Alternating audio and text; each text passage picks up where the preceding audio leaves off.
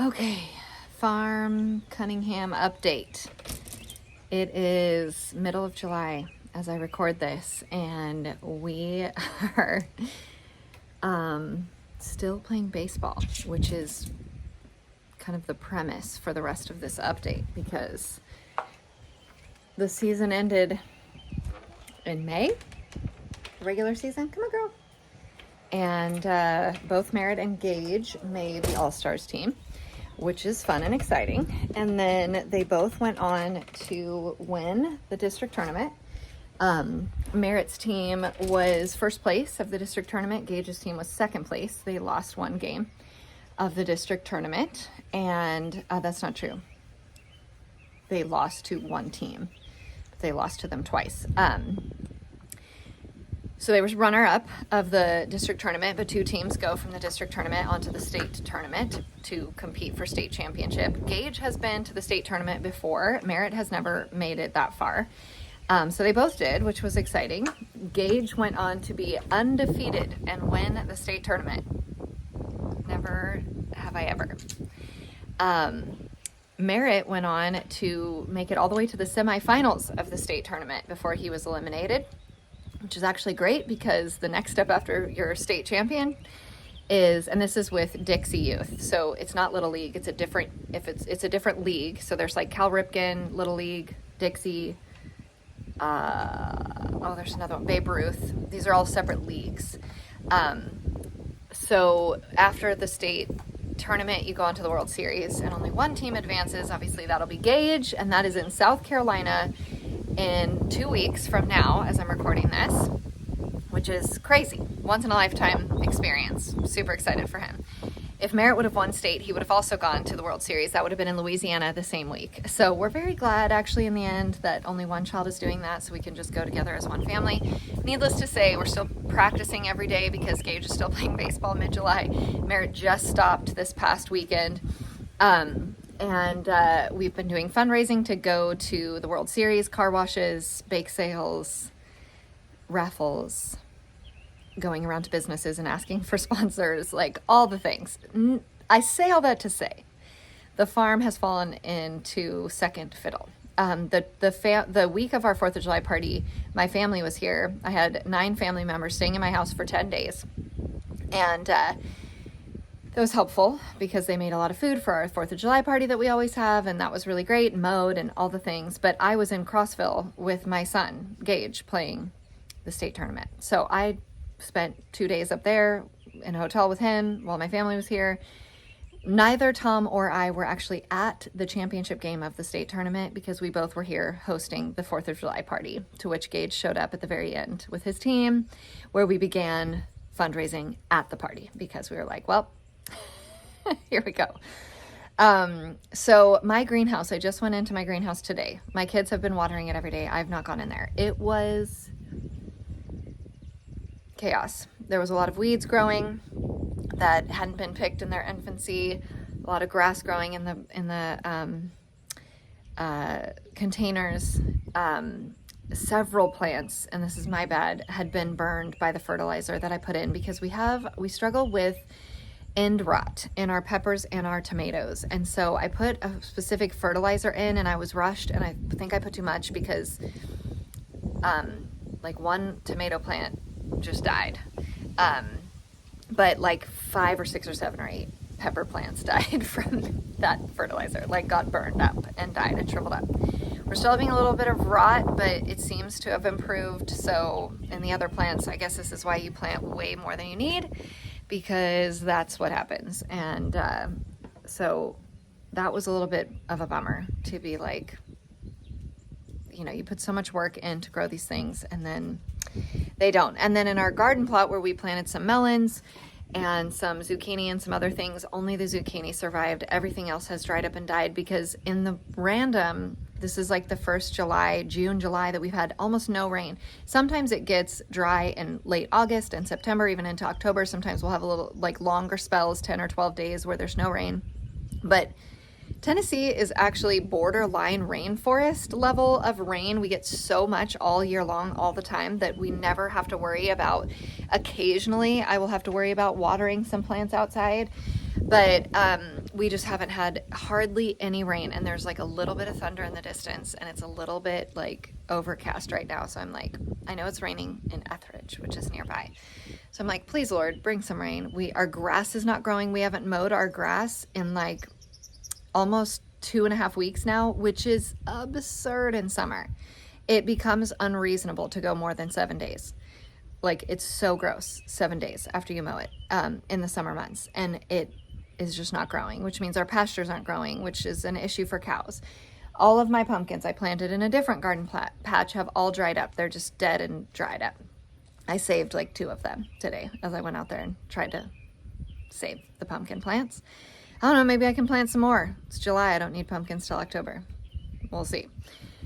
So that's super bummer that happened and that we're losing plants and all of that. We had a huge peach crop this year, which we haven't had peaches in a long while because we've had late frosts. So tons of peaches came off our peach tree, but we really harvested them and ate a few, and then like they went bad because we were so busy and we didn't make anything out of our peaches. I just picked a bunch of jalapenos. I'm like, we need to do some pickling. My gosh, like we're just feeling very distracted and not focused on the farm right now. In this moment. And on the cow milking front, we struggled so much with getting Hazel to stop kicking. I had friends who milk cows regularly come over and try to help me. I have YouTubed, I've watched all kinds of videos trying to figure out how to get her to stop kicking. We've used hip stoppers, we've tied up her front leg, we've tied up her tail, we've tied up her rib cage, we've tied up all kinds of things trying to figure out how to get her to stop kicking. And when I say kicking, I mean like I cry, which I'm not a crier. And she kicks me so hard in the arms usually that it's really bad. And the day after 4th of July, we went out to milk her. She kicked me really hard in the forearm and stepped on my hand and like tore up my thumb. And I was like, that's it, I'm done. And at 4th of July, my friends who milk cows were like, no, she's not a good cow. Like, that's not supposed to be happening this long. She should be used to it by now. Like, what's the deal? So, sad to say, but I don't feel good selling her and having another family have to deal with her kicking because she could really hurt somebody. She could really hurt a kid. This is like the same when we had a dog.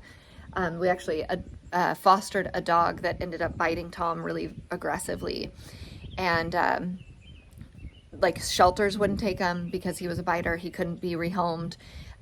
Rescues wouldn't take him, so he ended up having to be put down because he bit really viciously. Like, it was a whole thing. We were afraid of rabies and all the stuff, but needless to say, sadly, Hazel is going to the freezer, and it actually hurts my heart.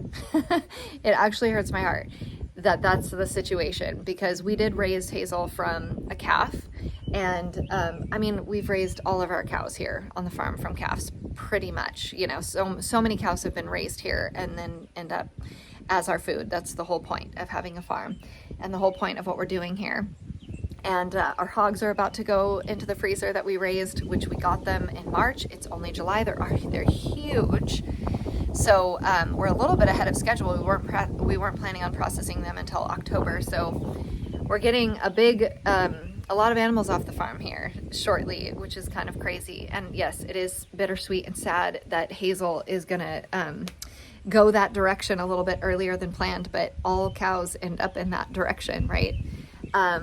Even some of our cows that have been here for 5 years and have had a lot of calves for us and have been really good mamas, they're getting old, and you know, like, you want to, before they get sick and die naturally, you want to process them so that it's not a waste, you know, so that everything's used and has a purpose. So we're bummed to not be milking, although I can't do it right now. I literally was having PTSD about going out there and milking. Like, it was stressing me out, causing heart palpitations as I stood there trying to get ready to milk her, because I was so like afraid of she was going to hurt me, because she usually did.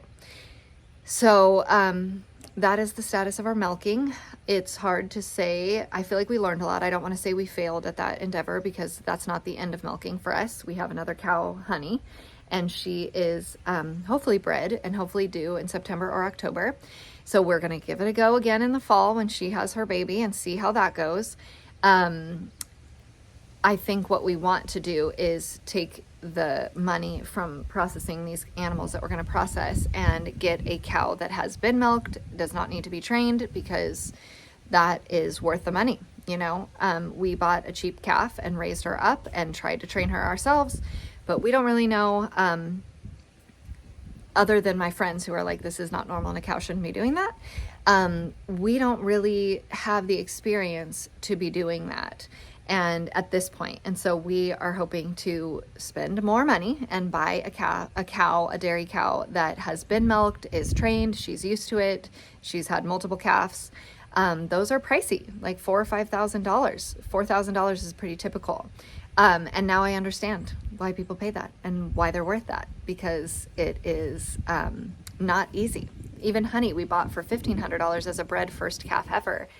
So when she had her baby, she wasn't even used to being touched by humans, and we were successful in milking her, but we had to dry her off basically by the time we started milking. So I'm hopeful that we'll have better luck with her, but she's also never, she's not used to it. So that's what you get. You pay $1,500 and you get a cow that may or may not end up being a good milk cow. You pay $4,000 and you get a cow that's going to put out 4 gallons a day and not kick you and come right in the stanchion and all of those things. So we've learned a lot, and as we always do, oftentimes the hard way. But I still literally have a welt under my forearm and a bruise on my arm. It hurts to the touch from the last time I milked, which was like almost 2 weeks ago now. So that's the update on what we've been up to and what the state of things are around here midsummer. I'm hoping that we're pivoting into school starting after the World Series, or we're going to maybe start next week and then do the World Series. I'm actually teaching a theater camp, so we got a couple of things left to finish up the summer. And then we will be back in the full swing of fall, which typically is our travel time. So we do have quite a lot of travel coming up. Tom and I are going to Costa Rica. The kids and I are going to, and Tom are going to Key West, Florida in our camper, and then to Disney World. I'm going to go out to Tahoe and do a little retreat.